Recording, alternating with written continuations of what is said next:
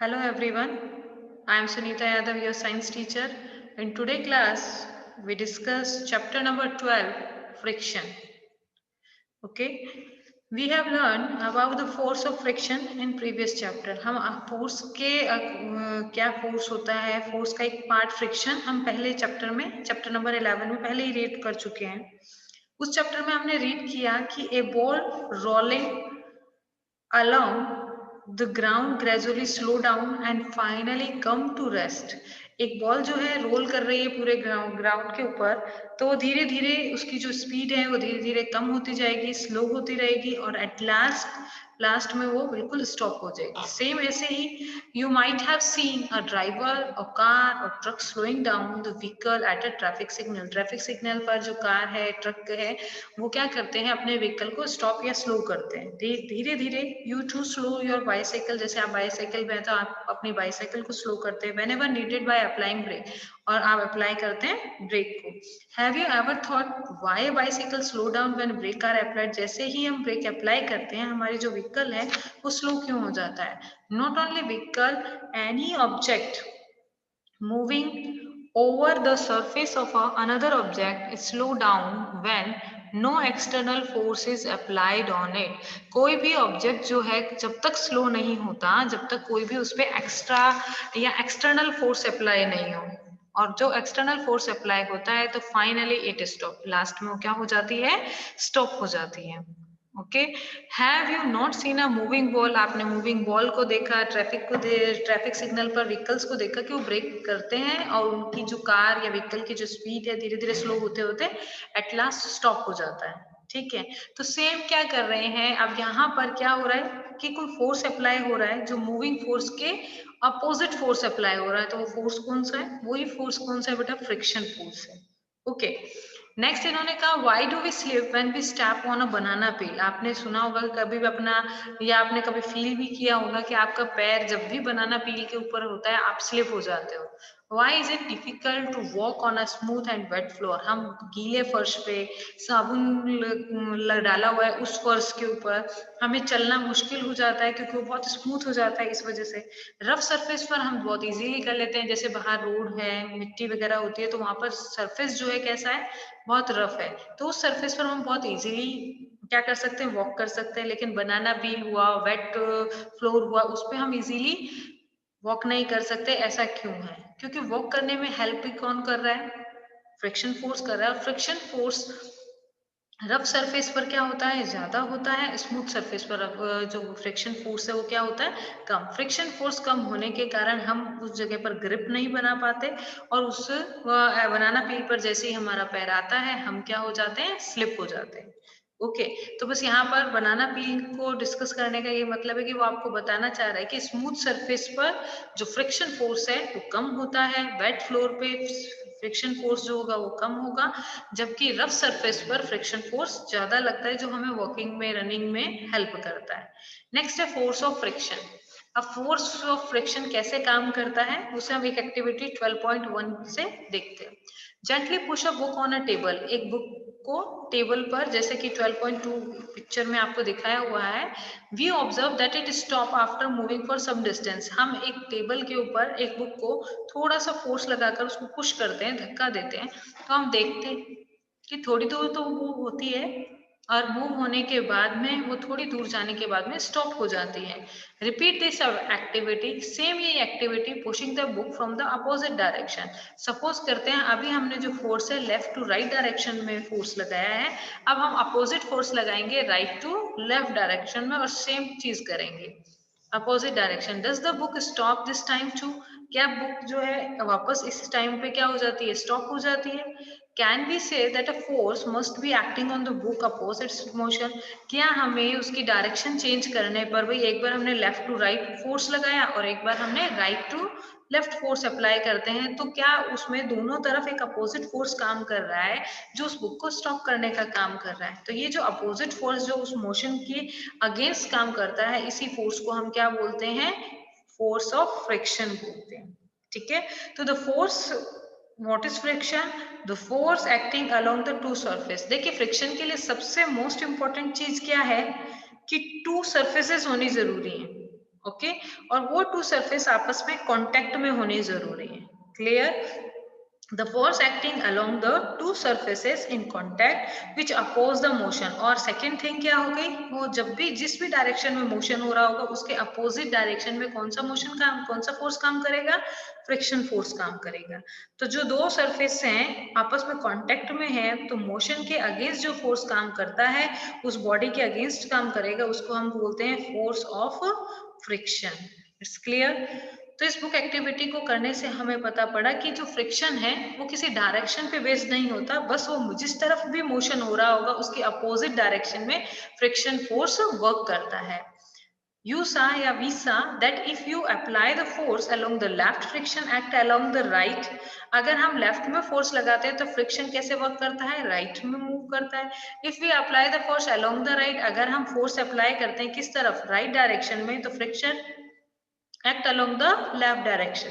जो फ्रिक्शन है वो एक्ट करता है कैसे, लेफ्ट डायरेक्शन में। In both cases the force opposes the motion of the book. इन दोनों केसेस में जो फोर्स है जो उसके मोशन के अपोजिट डायरेक्शन में लग रहा है बुक के, वही क्या है, फ्रिक्शन है। The force of friction always oppose the applied force. जो अप्लाइड फोर्स है, फ्रिक्शन ऑफ फोर्स हमेशा उसके अपोजिट डायरेक्शन में लगेगा। It's clear?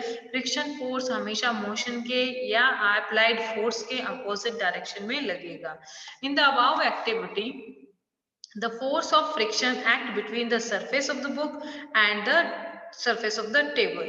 अभी अपन ने बात की थी कि फ्रिक्शन के लिए एक चीज और इम्पोर्टेंट है कि टू सरफेसेस होनी जरूरी है और वो कांटेक्ट में होने जरूरी है। तो यहाँ पर टू सरफेस कौन सी हो गई, एक तो बुक की सरफेस, सेकंड सरफेस कौन सी हो गई, टेबल की सरफेस। तो फर्स्ट सरफेस बुक हो गई और सेकंड सरफेस टेबल हो गई, तो वो दोनों आपस में कांटेक्ट में है, तो यहाँ पर फ्रिक्शन फोर्स अप्लाई होगा। Is the friction the same all the surfaces? क्या फ्रिक्शन जो है सभी सरफेसेस पे सेम होता है? देखते हैं आगे एक्टिविटी से कि सभी सरफेसेस में सेम हो, वैसे होना क्या चाहिए, नहीं, सभी सरफेसेस में सेम नहीं होगा। हमने अभी थोड़ी देर पहले बात करी ना, बनाना पील पे हम पैर रखते हैं, हम स्लिप हो जाते हैं वहां, क्योंकि वहां फ्रिक्शन फोर्स ज्यादा काम करता है, सॉरी कम काम करता है। और जो रफ सरफेस होता है, रोड पर हम चलते हैं, तब फ्रिक्शन फोर्स अलग काम करता है। तो सेम फोर्स सब जितने भी सरफेसेस हैं सब पर फ्रिक्शन फोर्स सेम तरीके से वर्क नहीं करता। Does it happen on the smoothness of the surfaces? क्या ये डिपेंड करता है सरफेस की स्मूथनेस पे? Let us find out. तो हम फाइंड आउट करते हैं। तो नेक्स्ट प्रैक्टिकल है हमारा फैक्टर अफेक्टिंग फ्रिक्शन। तो फ्रिक्शन को कौन कौन से फैक्टर्स जो हैं अफेक्ट करते हैं, उसमें से फर्स्ट फैक्टर अपन रीड कर रहे हैं। ओके, तो नेक्स्ट पॉइंट है activity 12.2। Tyre tie a string around a brick। Brick के आसपास में देखिए आप इस तरीके से धागे को टाई कर दें और उसको स्प्रिंग बैलेंस से कनेक्ट कर दें। यहाँ पर ये स्प्रिंग बैलेंस है आपका, तो इसके इस जगह से हम उसको टाई कर देते हैं। Okay, you need to apply force. अब उस ब्रिक को आपको खींचने के लिए कुछ अप्लाई करना पड़ेगा force. Note down the reading on the spring balance when the brick just begins to move. हमें वो उस टाइम की रीडिंग मूव स्टार्ट नोट करनी है जब ब्रिक क्या होने लग जाए, मूव होना स्टार्ट हो जाए। It give you a measure of the force of friction between the surface of the brick and the floor। ये जो मेजर होता है फोर्स का, ये उस मोमेंट पे मूव करना स्टार्ट करेगा जब वो फोर्स उसको बताता है कि दोनों सरफेसेस को, यानी फ्लोर की और ब्रिक की सरफेस जो है उनके बीच में कितना फ्रिक्शन फोर्स लग रहा है, ये उसको मेजर करता है। ओके, नेक्स्ट हम क्या करेंगे, इस ब्रिक के ऊपर now wrap a piece of polythene around a brick. अब ये जो ब्रिक है, ब्रिक की सरफेस तो बहुत रफ होती है, लेकिन जैसे ही हम इसको पूरा पैक कर देंगे एक पॉलिथीन से ब्रिक को चारों तरफ से, एंड रिपीट द एक्टिविटी, और सेम एक्टिविटी हम वापस करेंगे। तो do you observe any difference in the reading of the spring balance in the about two cases?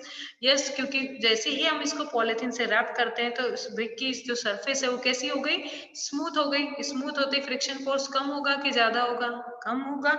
तो हम देखते हैं कि इस स्प्रिंग बैलेंस के अंदर जो फ्रिक्शन फोर्स है, सपोज करते हैं पहले 3 आ रहा है, जो अब कितना आने लग जाता है, 2 आने लग जाता है, यानी फ्रिक्शन फोर्स अब क्या लग रहा है, कम लग रहा है। तो सरफेस ऑफ स्मूथनेस अगर चेंज होती है तो जो हमारे स्प्रिंग बैलेंस में रीडिंग भी क्या आती है, कम आती है। Repeat this activity by wrapping a piece of jute bag around the brick. What do you observe. अब सेम एक्टिविटी हम किसमें करेंगे, सेम एक्टिविटी हम एक ब्रिक के चारों तरफ जूट बैग को रैप करेंगे। जूट बैग रैप करने का मतलब क्या हो गया कि पहले तो हमने पॉलीथीन ली, देन ब्रिक ली। ब्रिक के ऊपर जब हम जूट बैग को रैप करते हैं तो उसका फ्रिक्शन क्या होगा, अपने आप ही बढ़ जाएगा। ठीक है, फ्रिक्शन बढ़ने से, फ्रिक्शन क्यों बढ़ेगा, क्योंकि रफनेस जो जूट की है वो क्या हो गई, ज्यादा हो गई, तो फ्रिक्शन फोर्स उसमें ज्यादा लगेगा। तो सिंपल ब्रिक हम जब मूव कर रहे थे तो हमारी 3 रीडिंग आई थी, पॉलिथीन को हमने रैप करके रीडिंग ली तो 2 आई, और जूट बैग को रीडिंग करेंगे तो सपोज करते हैं क्योंकि वो फ्रिक्शन फोर्स ज्यादा लग रहा है तो उसको मूव करने के लिए भी हमें फोर्स ज्यादा अप्लाई करना पड़ेगा। तो यहाँ पर हमारी जो फ्रिक्शन रीडिंग है सपोज करते हैं कि 4 आएगी। तो इससे प्रूव होता है कि जो स्मूथनेस है वहां पर फ्रिक्शन क्या होगा, कम होगा, और जहां पर रफनेस है, थोड़ा रफ सरफेस है, वहां पर फ्रिक्शन फोर्स क्या होगा, ज्यादा लगेगा। It's clear. नेक्स्ट आपको ये इंट्रोड्यूस करा रहे हैं स्प्रिंग बैलेंस। भाई स्प्रिंग बैलेंस इस तरीके का होता है, spring balance is a device use for measuring the force acting on an object. तो स्प्रिंग बैलेंस एक ऐसी डिवाइस है जो फोर्स को मेजर करती है, जो उस ऑब्जेक्ट को पर फोर्स लग रहा है उसको मेजर करने में। It consist a coiled spring which get stretched when a force is applied to it. इसके अंदर एक स्प्रिंग होती है, जैसे ही फोर्स इस पे अप्लाई होता है तो वो थोड़ी स्ट्रेच होती है। Stretching of the spring is measured by a pointer. जो जितनी भी स्प्रिंग स्ट्रेच होगी वो एक पॉइंटर से एक रीडिंग नोट होती है उसमें, मूविंग ऑन ग्रेजुएट स्केल, एक स्केल पे वो मूव होती है। The reading on the scale gives the magnitude of the force. तो उसी के अकॉर्डिंग हम उस जो भी ऑब्जेक्ट है उसके फोर्स को क्या करते हैं, मेजर करते हैं। It's clear. तो फर्स्ट हमने रीड किया कि फैक्टर अफेक्टिंग फ्रिक्शन के अंदर स्मूथनेस कैसे डिपेंड करती है फ्रिक्शन पे।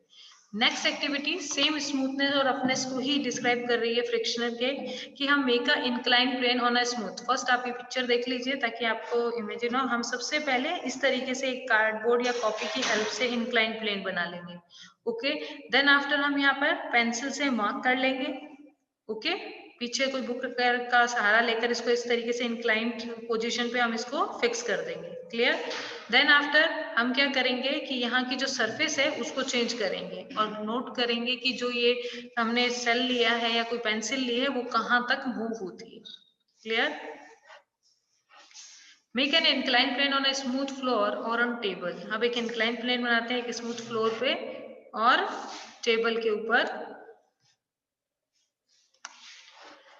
टेबल पर you may use a wooden board and support by brick. Okay, support by brick और बुक्स। तो आप उसको एक किसी भी ब्रिक की हेल्प से या बुक की हेल्प से उसको सपोर्ट दे सकते हो। Put a mark with a pen at any point A point बनाकर आप किसी भी पॉइंट पे उसको ये मार्क कर दो जहां से आप उस इंक्लाइन प्लेन पे उस पेंसिल को मूव करवाओगे। ठीक है, और incline plane. Now let a pencil cell move down from this point. अब उस पेंसिल सेल को, जो रिमोट के अंदर यूज होते हैं सेल, उनको बोल रहे हैं पेंसिल सेल। ठीक है, अब उस पेंसिल सेल को आप उस पॉइंट से मूव कराने की कोशिश करोगे। How far does it move on the table before coming to rest. अब हमें ये मेजर करना है कि वो जो पेंसिल सेल है कितना मूव करता है उस जगह से। Note down the distance. Now spread a piece of cloth. अब एक बार तो हमने क्या किया, सिंपल टेबल पे उसको मूव कराया। सेकेंड टाइम हमने क्या किया, उस टेबल के ऊपर एक क्लॉथ को रख लिया।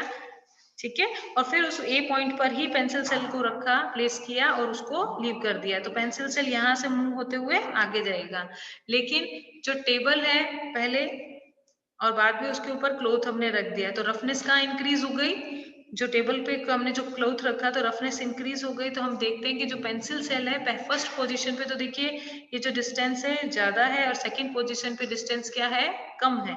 ठीक है ना, तो यहाँ पर फ्रिक्शन फोर्स मूव बढ़ गया। फ्रिक्शन फोर्स बढ़ने के कारण ये जिस डायरेक्शन में मूवमेंट हो रही है उसके अपोजिट डायरेक्शन में ज्यादा फ्रिक्शन फोर्स कौन सी पोजीशन पे लग रहा है, सेकंड सिचुएशन पे लग रहा है। तो यहाँ फ्रिक्शन फोर्स ज्यादा अप्लाई होता है, इसीलिए ज्यादा डिस्टेंस कवर नहीं कर पाता। ऊपर वाली जो सरफेस है ए पोजीशन जो है उसमें प्लेन सरफेस होती है, फ्रिक्शन फोर्स कम लगता है, तो इसीलिए उसका जो डिस्टेंस है, मूविंग डिस्टेंस जो है कंपैरिजन टू बी के क्या होता है, ज्यादा होता है। तो स्मूथनेस में क्या हो रहा है, फ्रिक्शन फोर्स कम अप्लाई हो रहा है, रफनेस में फ्रिक्शन फोर्स क्या हो रहा है, ज्यादा अप्लाई हो रहा है। तो ये 2 पॉइंट यहाँ पर क्लियर हो गए हमारे।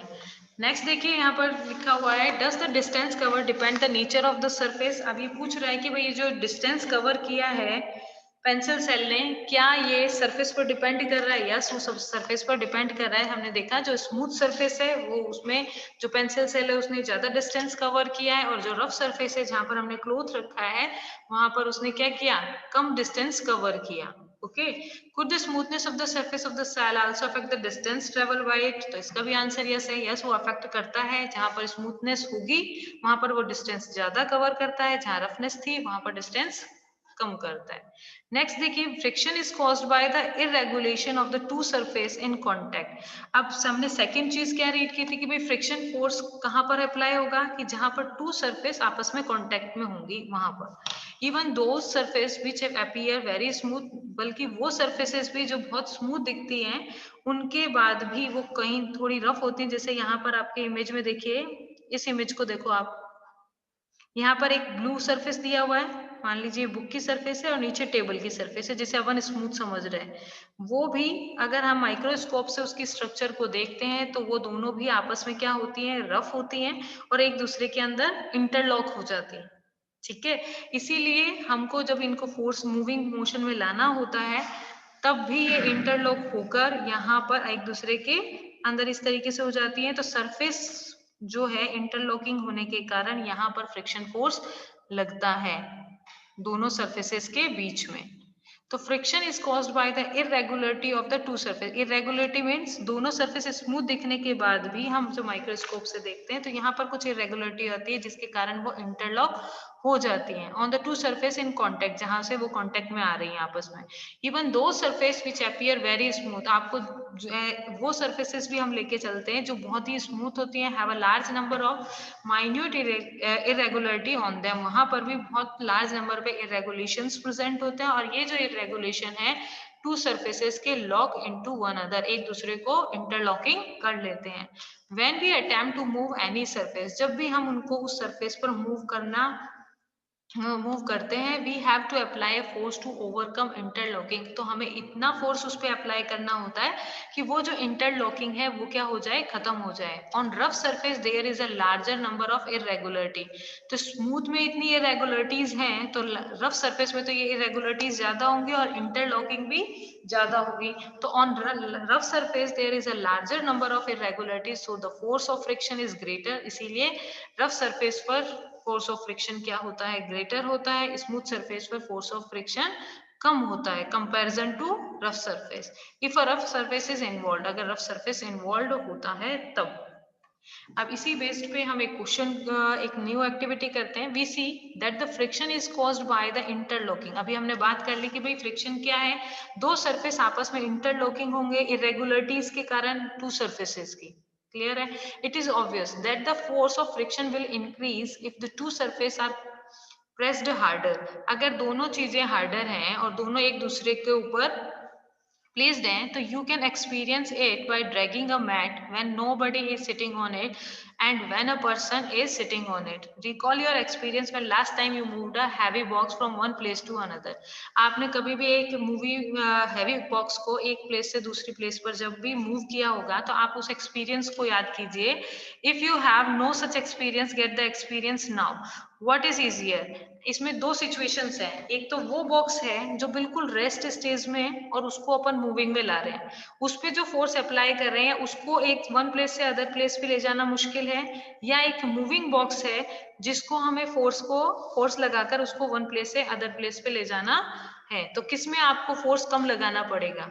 ऑब्वियस है कि जो मूविंग ऑब्जेक्ट होता है यानी जो मूव कर रहा है पहले से ही, उस पे अगर हम उस पे फोर्स लगाएंगे तो हमें ज्यादा फोर्स लगाना पड़ेगा या कम फोर्स लगाना पड़ेगा? हमें उस पे कम फोर्स लगाएंगे तब भी वो वन प्लेस से अदर प्लेस पे मूव हो जाएगा। लेकिन अगर बॉक्स बिल्कुल ही रेस्ट स्टेज पे है, दोनों सरफेसेस टोटली इंटरलॉकिंग है, तो हमें क्या करना पड़ेगा? एक बार ज्यादा फोर्स लगाकर उसको फोर्स में मूविंग मोशन में लाना होगा, है ना?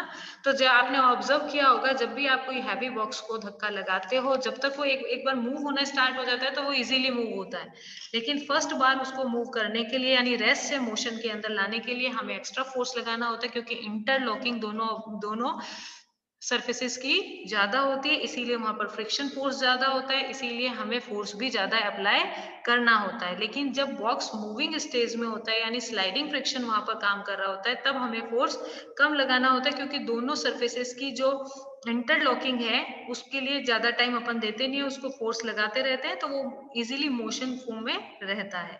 ठीक है, तो if you have no such experience, हो गया ये paragraph. The force required to overcome friction at a instant and object start moving. जैसे ही जितना फ्रिक्शन वहां पर लग रहा है उससे ज्यादा फोर्स जैसे ही हम देते हैं, तो ऑब्जेक्ट स्टार्ट हो जाता है क्या, मूविंग होना। From rest is a measure to static friction, static friction से वो मूविंग फ्रिक्शन में चेंज हो जाता है। On the other hand the force required to keep the object moving with the same speed is measure to sliding friction. उसके बाद में हम इतना फोर्स अप्लाई करते हैं कि स्लाइडिंग फ्रिक्शन होता रहे। When the box start sliding, the contact points on its surface do not get enough time to lock into the contact point on the floor. जब बॉक्स जो है स्लाइडिंग करना start हो जाता है, तो डू नॉट गेट, इतना time उसके पास नहीं होता कि वापस सरफेस क्या हो जाए, इंटरलॉक हो जाए। So the sliding friction is slightly smaller than the static friction, and you find it somewhat easier to move box already in motion, then you get it started। तो इस एक्टिविटी से आपको क्या समझ में आया कि क्या चीज इजी है, जो बॉक्स ऑलरेडी मोशन में है उसको पुश करना इजी है, या जो पहले स्टैटिक मोशन में है फिर उसको मोशन में लाना इजी है। तो इसलिए और रीजन समझ में आ रहा है, क्योंकि पहले स्टैटिक मोशन के अंदर क्या होता है, दोनों सरफेस एकदम इंटरलॉक होती है, तो उसमें हमें फोर्स ज्यादा अप्लाई करना पड़ रहा है। बाद में हमें फोर्स कम अप्लाई क्यों करना पड़ रहा है, क्योंकि दोनों सरफेस आपस में इंटरलॉक नहीं हो पाती, इसीलिए कंपैरिजन टू दिस फोर्स हमें कम फोर्स अप्लाई करना पड़ता है। ओके, नेक्स्ट पॉइंट है अपना फ्रिक्शन अननेसेसरी एविल। ये पॉइंट अपन नेक्स्ट क्लास में करेंगे। ओके।